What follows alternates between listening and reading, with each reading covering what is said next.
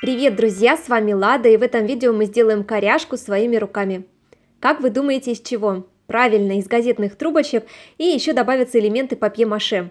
Вы не ослышались, я продолжаю экспериментировать и пробовать, что еще можно сделать из таких бумажных трубочек. Итак, сегодня делаем корягу, ну или коряжку.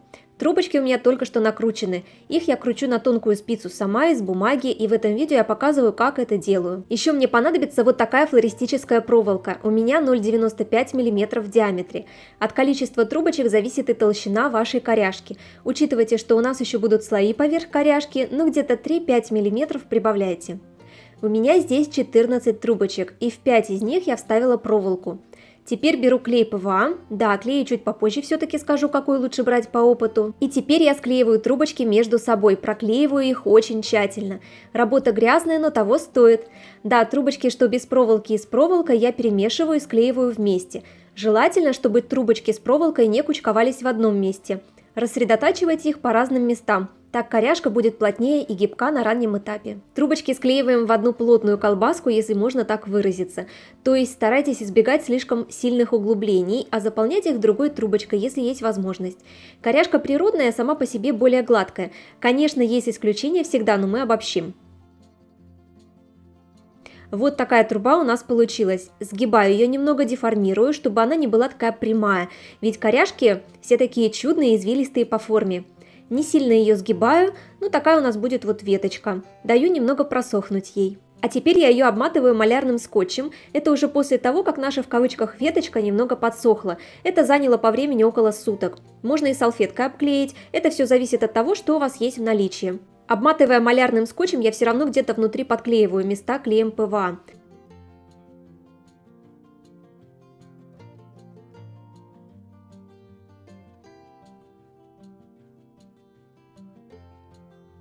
Далее ее обклеиваю бумажными полотенцами. В 2 слоя где-то, больше не надо. Клея тут не жалею. То есть из полотенца я отрываю полоску, промазываю все ПВА и затем этой полоской обматываю мою коряжку.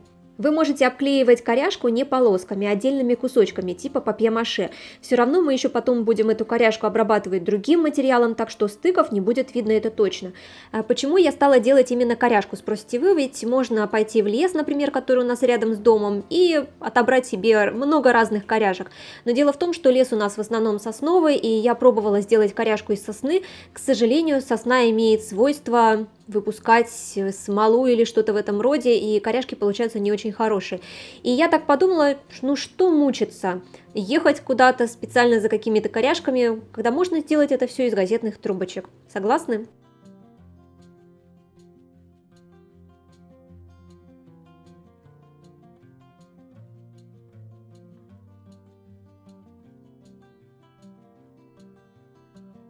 Сверху я еще промазываю все ПВА, но думаю, это не обязательно, конечно. Да, кстати, по поводу клея скажу пару слов. Использую в этой работе клей ПВА, но можно и полимерный клей использовать. Даже вот думаю, что и будет лучше полимерный клей. Он быстро сохнет и гибкости у него нет после высыхания. Сейчас коряжку оставляю просыхать, подсыхать где-то на пару суток. Можно вообще на батарею ее положить, и просохнуть она должна очень-очень хорошо. Но здесь есть еще один этап. Как только коряжка немного подсохла, но не до конца, поверхность не твердая еще, я беру крючок с тупым концом и делаю вот такие вмятины, впадины, небольшие, имитирую поверхность ветки, потому как в природе она неоднородна, но в большинстве случаев, и я это хочу показать. Может быть, здесь какие-то есть следы жучков и так далее, в общем, вытворяю как хочу. Даже ножницами помогаю. Здесь свет очень плохой на камеру, все дело в том, что при ярком свете даже не видно было всех этих манипуляций, что я хотела вам показать, поэтому пришлось освещение поменьше делать, но я думаю, что все понятно. Даю теперь полностью и тщательно просохнуть наши коряжки. На все изготовление у меня ушло приблизительно неделя. И вот пока что у нас получается. Коряжка высохла, стала очень твердой, муж даже не смог ее сломать, а это, кстати, очень хороший показатель. И он главный контролер моего качества. Кстати, напишите в комментариях, а кто ваши плетенки проверяет на прочность. Будет очень интересно почитать. Теперь начинается самое интересное. У меня тут котик подошел. Будем превращать то, что у нас получилось, в настоящую коряжку. Пока это не очень похоже на веточку. Беру шпатлевку по дереву, гуашь и ПВА. Вместо гуаши можно использовать акриловую краску, но тогда ПВА можно не брать. Да, акриловая шпатлевка не очень здесь подходит, если что. В емкости смешиваю все эти ингредиенты и покрываю коряшку этим составом. Не слишком большим слоем, как будто крашу. Получаются какие-то интересные разводы, тщательно прокрашиваю все вмятины и впадины.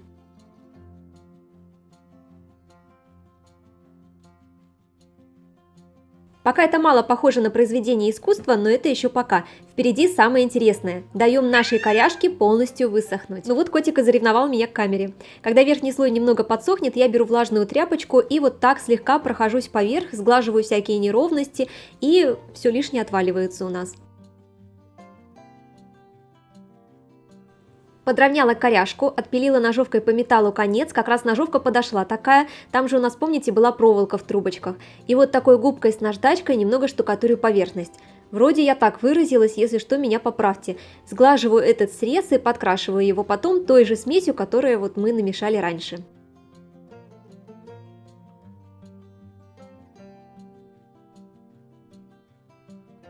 И еще раз после полного высыхания немного прохожусь этой наждачкой по поверхности коряшки. Все ямочки и впадины тоже попадают под эту наждачку, все очень хорошо сглаживается.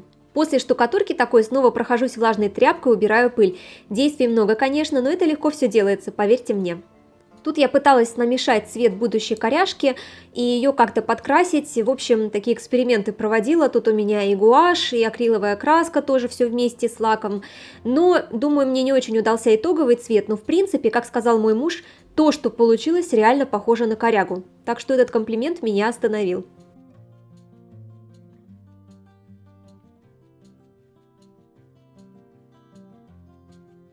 Более темной краской прохожусь по ямочкам, трещинкам. Еще я эту коряшку обработала пропиткой оттенка дуб, а потом уже залакировала. Получилась она у меня полуглянцевой. Мне кажется, что лучше все-таки брать матовый лак. Ну, так тоже интересно. Например, настоящую коряшку ведь тоже можно обработать глянцевым лаком, почему бы и нет, некоторым нравится. Вот такое необычное изделие из газетных трубочек у нас получилось. Обязательно пишите ваше мнение в комментариях, как вам нравится такая идея, что получилось. Я уже эту коряшку и в изделие вплела, чуть позже видео будет на канале по креплению коряшки. И также скоро в прямых трансляциях мы будем плести корзину с ручкой. И вместо ручки будем использовать самодельную коряшку из газетных трубочек. Ну, по крайней мере, я. Если у вас будет настоящая коряшка, это будет просто супер. Так что не пропустите. А эта коряга получилась очень крепкая, прочная. И главное, здесь все просушить на всех этапах. Тогда она будет такая, что не сломаешь ничем. Буду рада, если вам эта идея пригодится, а почему бы и нет, можно и коряшку сделать из газетных трубочек. Обязательно ставьте лайки, пишите комментарии, они меня вдохновляют на новые интересные идеи для вас. Подписывайтесь на канал, здесь вы найдете вдохновение, и мы увидимся с вами очень скоро в следующих видео и трансляциях. Пока-пока!